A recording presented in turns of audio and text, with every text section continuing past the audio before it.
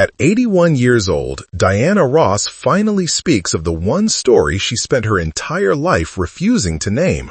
A story that began with a trembling 9-year-old boy in Detroit and followed her like a quiet shadow through every triumph, every heartbreak, and every standing ovation.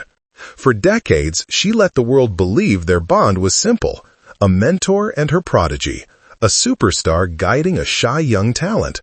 But the truth, the real truth, lived in the space between what was said and what was never dared to be spoken aloud. It lived in sidelong glances on dimly lit sound stages, in the silence Michael Jackson carried whenever her name passed across his heart, and in the irrevocable trust he later sealed into his will. Before the world crowned him the king of pop, he had already crowned her something far more intimate: his first love, his greatest comfort, and the only person who could disarm the loneliness that fame carved into him. Diana saw it, she felt it, she carried it, and yet she held it at arm's length, terrified that one wrong step could shatter the fragile devotion of a man who lived between genius and vulnerability. Michael never blamed her. He simply kept loving her in ways that shaped his art, his choices, and the private corners of his life the public never saw.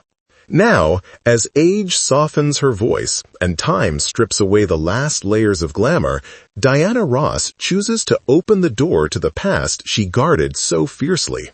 This is not a confession of scandal, nor a revelation meant to shock. It is the quiet unraveling of a bond that survived age, distance, marriages, fame, destruction, and death. A bond that both freed and haunted them until the very end. The story begins long before the headlines, long before the genius, the moonwalk, or the diamond-studded chaos of global fame. It begins in 1968, inside a Motown gathering filled with sharp suits, perfume thick as velvet, and conversations carried by people who believed they were witnessing the future of American music. In the corner of that glamorous room stood a boy so small he seemed almost swallowed by the world around him. Michael Jackson clung to the side of his brothers, his wide eyes darting from face to face as if searching for a safe place to land. He was 9, unbearably shy, too polite to interrupt, and too overwhelmed to hide how frightened he was of being seen. And then she appeared. Diana Ross did not simply enter a room, she altered its temperature.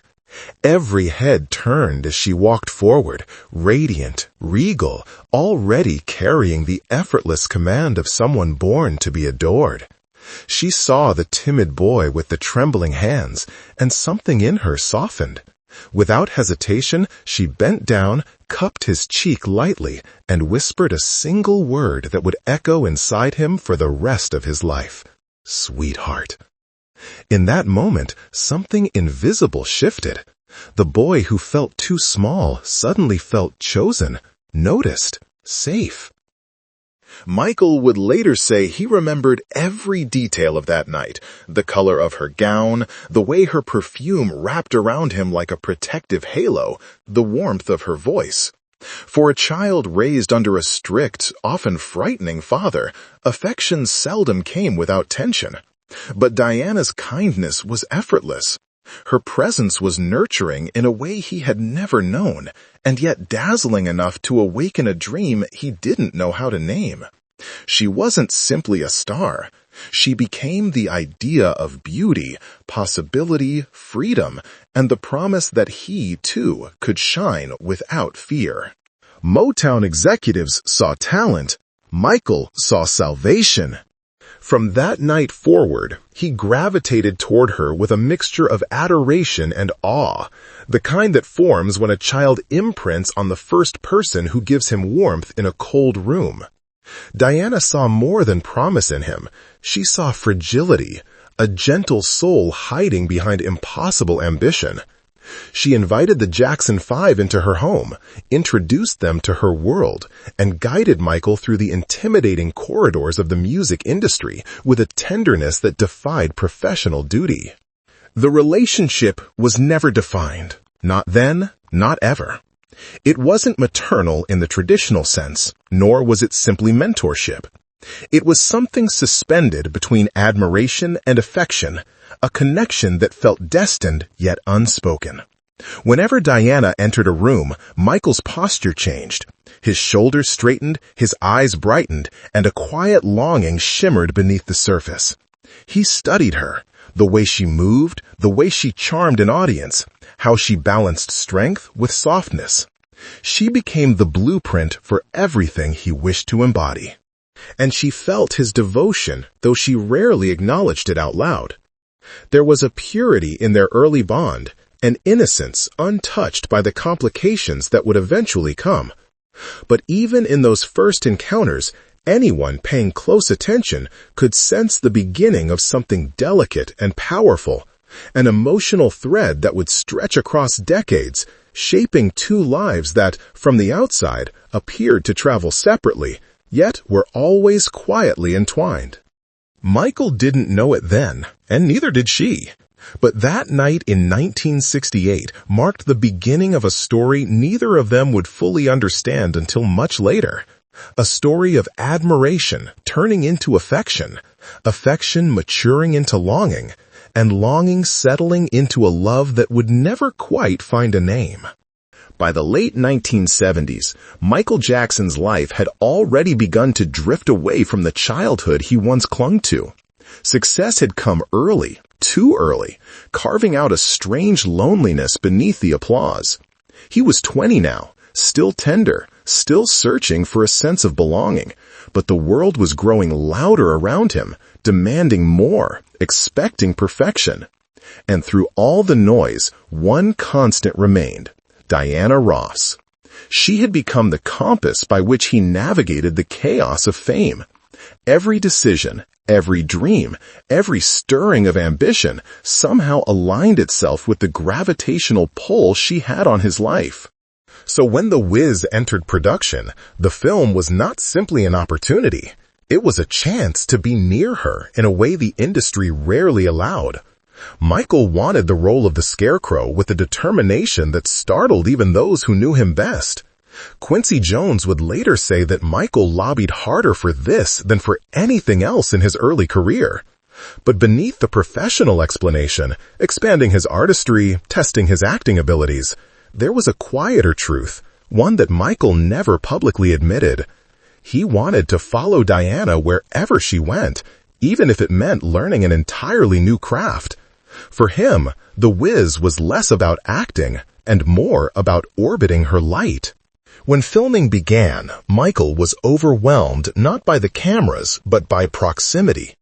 Diana played Dorothy, radiant and commanding, the center of every room, and Michael, wrapped in burlap and straw, found himself studying her with the same reverence he once had as a child in Motown's crowded halls. Yet the context was different now. They were adults, colleagues, equals on the call sheet, sharing rehearsals, late-night conversations, and long drives between sets. The innocence of their early bond began to blend with something more complicated, something that frightened him with its intensity. On set, they were playful. She teased him about his shyness, and he laughed in that soft, breathy way that revealed far more than he intended.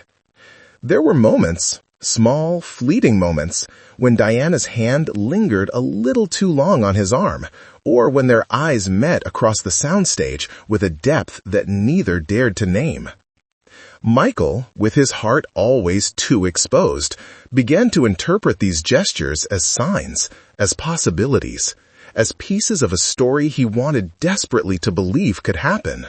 It was during this time that he invited her, quietly, nervously, to his private apartment more than once. Friends later recalled how he would ask anxiously if she had slept well, how he paced before seeing her, how he seemed transformed by her presence. Nothing scandalous happened. Michael was not the man tabloids tried to invent. What happened was more fragile, more intimate. Conversations that stretched into the early hours, shared meals shielded from paparazzi, and a sense of warmth Michael had never known in adulthood. In that small apartment, they were not icons, not Motown royalty, but simply two lonely souls who felt safer in each other's company than in the world outside. Diana sensed the shift in him. She felt his affection deepening, maturing, becoming something that hovered dangerously close to real love. And though she cared for him deeply, she began to do what she would always do, maintain just enough distance to keep him from crossing a line that frightened her. She was more than 20 years his senior, a woman navigating the brutal double standards of Hollywood. To reciprocate openly would invite judgment, misunderstanding, and damage he was far too gentle to survive. Still, Michael couldn't help it. Every day on the Wiz set carved her deeper into his heart. He embodied the scarecrow, innocent and yearning to learn how to think, while inwardly he was a young man trying to understand emotions he had never been taught how to hold. The film would later be mocked, dismissed as a failure, forgotten by critics.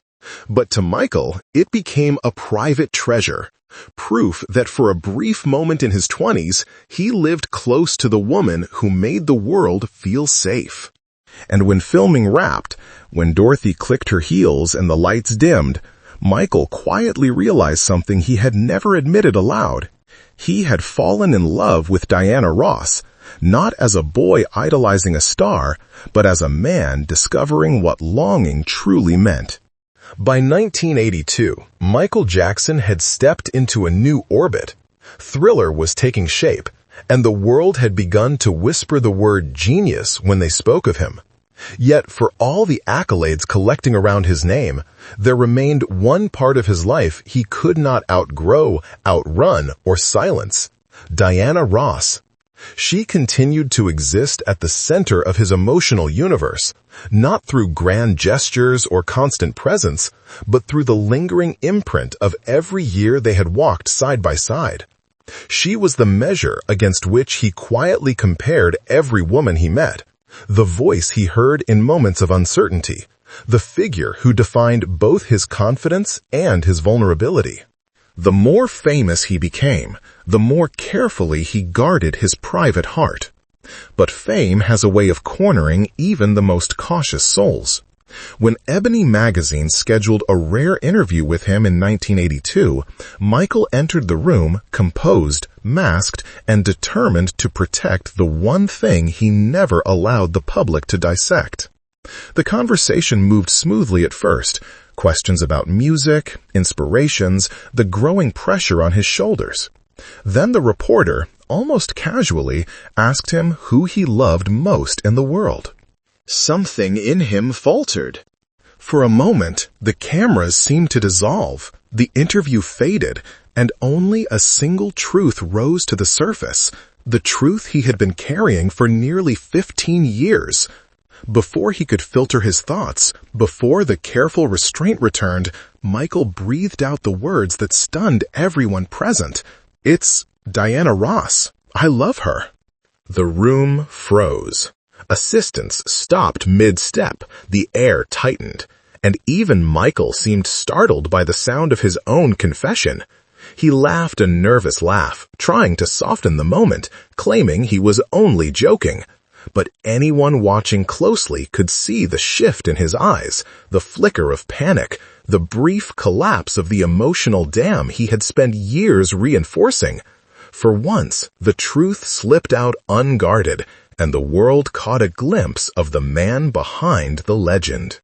In the years that followed, Michael's affection for Diana began to seep into his art, creating a constellation of musical clues that fans and insiders would decode for decades. Dirty Diana, written during the period when Diana married Arne Ness Jr., was registered on the exact day she said "I do." Publicly, he insisted the song was about groupies. Privately, friends said he was devastated, disappearing for days with only Diana's photographs and a notebook filled with unfinished songs for company.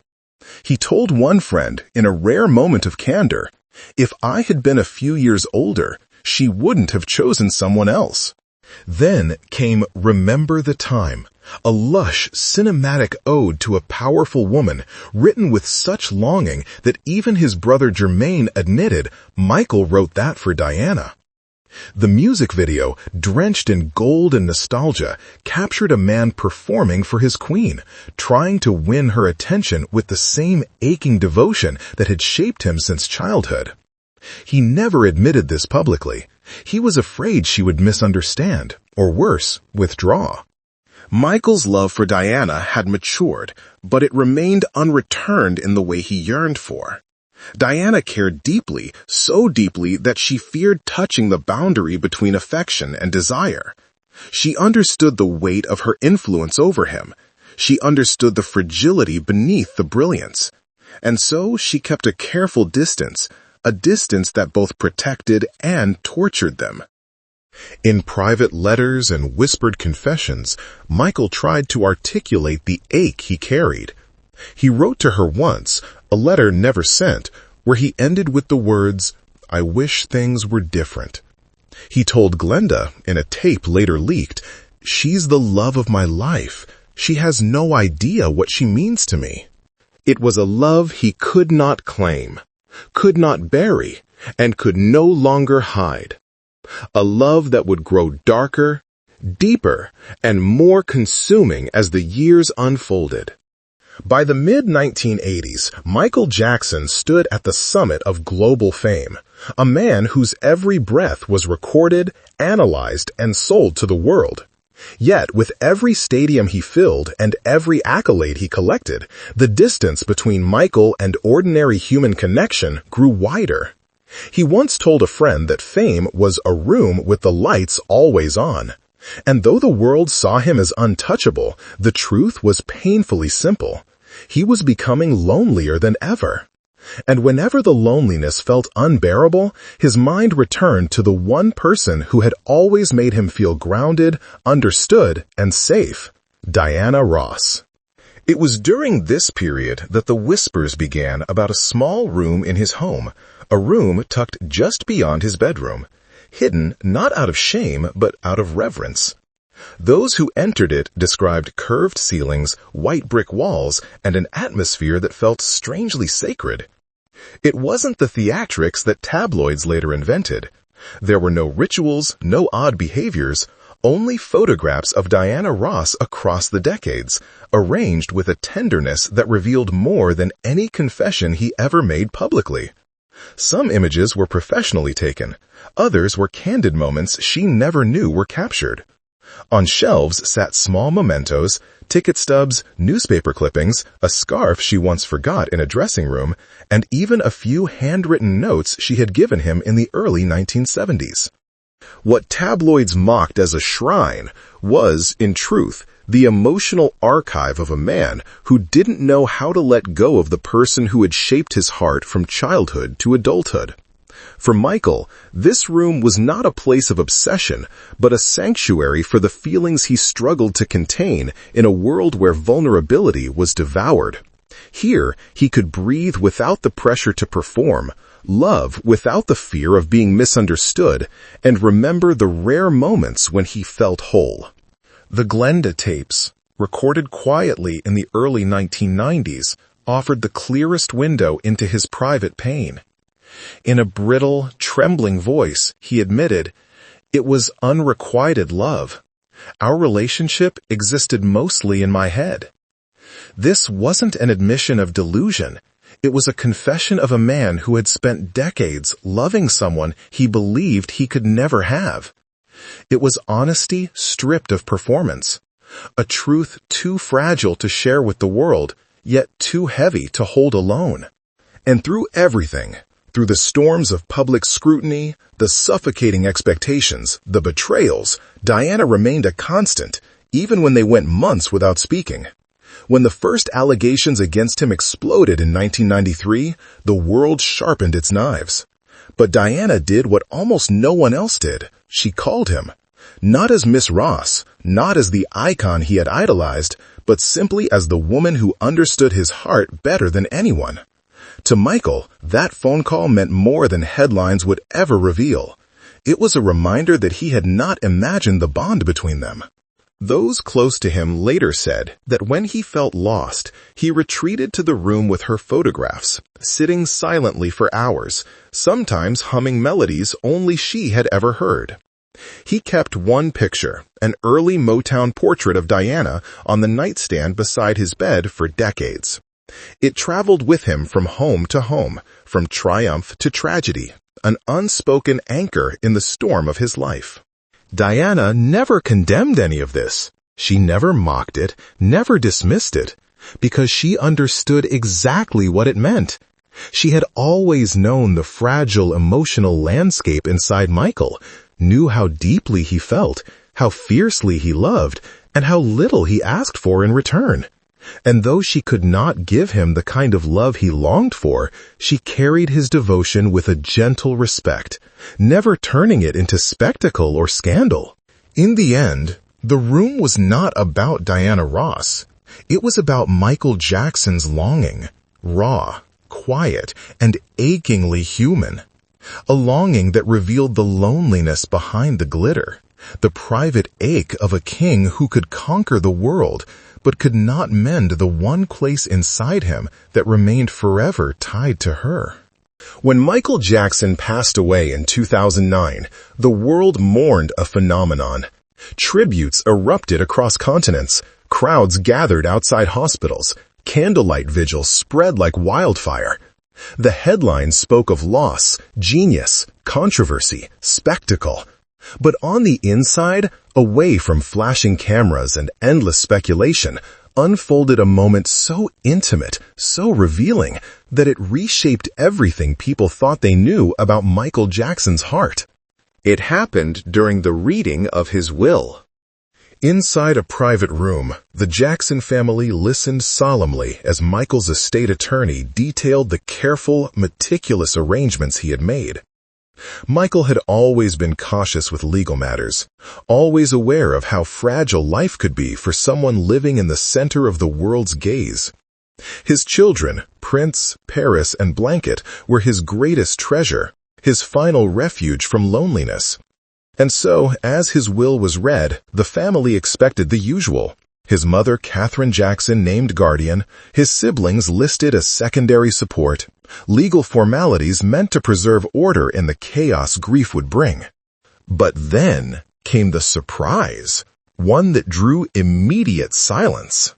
If Catherine Jackson became unable or unwilling to care for Michael's children, there would be only one person entrusted with their future. Not Janet, not Rebby, not LaToya, not Elizabeth Taylor, the woman the public assumed held his deepest emotional trust. The name was Diana Ross. Those present said that Catherine herself paused, visibly stunned. Rebby covered her mouth.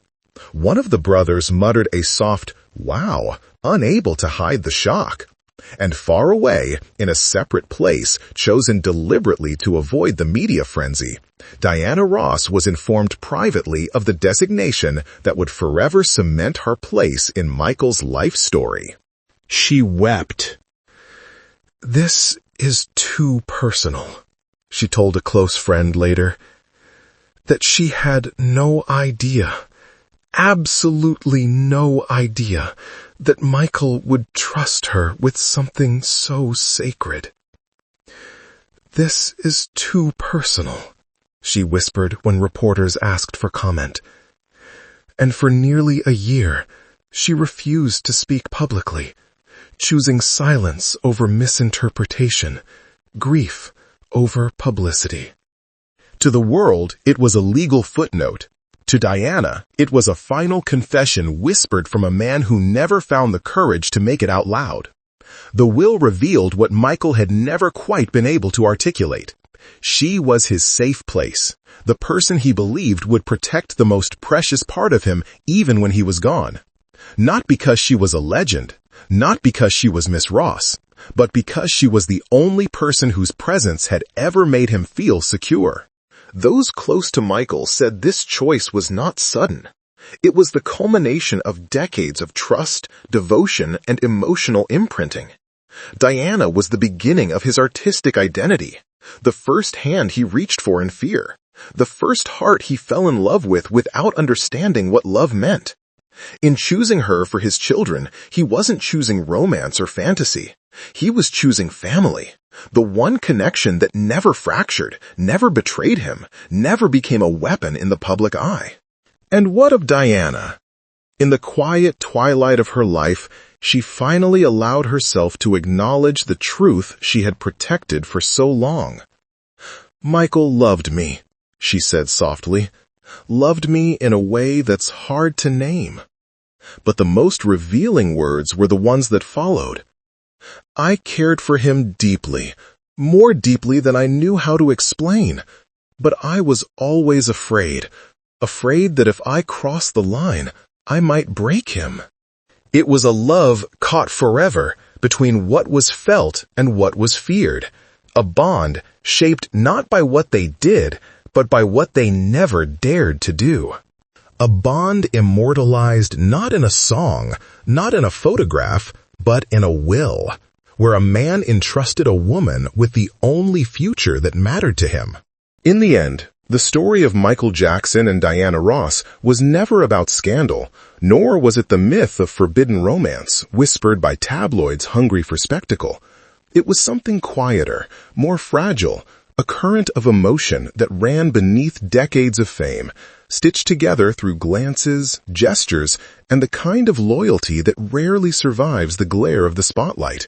Their connection refused to fit into a single definition because it lived between categories, part devotion, part admiration, part longing, part protection. It was, as Diana herself confessed, a bond not easy to name, held together by equal parts courage and fear. Michael carried that love like a hidden melody, letting it seep into his music, his choices, his silences. Diana carried it like a responsibility, shielding it from misunderstanding, maintaining enough distance to keep him safe while remaining close enough to remind him that he was never alone. Neither of them fully understood what to call it. Perhaps that was why it endured. Love that has no name cannot be broken by titles, timing, or circumstance. It simply continues, quiet and steady, until it becomes part of a person's very breath. When Michael left the world, he left behind stadiums, records, controversies, and unmatched brilliance. But what he reserved for Diana Ross was something far more delicate. A trust that transcended age and expectation. A choice carved into his final wishes, revealing a heart still tethered to the woman who had guided him from the shadows into the light. And now, in the softness of her later years, Diana looks back not with regret, but with a kind of tender sorrow, carrying the knowledge that some loves survive not because they are fulfilled, but because they are never spoken aloud. Their story remains suspended in the space between what was possible and what was protected. A love unnamed, but unforgettable. A bond untouched by time, preserved by silence. A connection that, in the end, belonged only to them.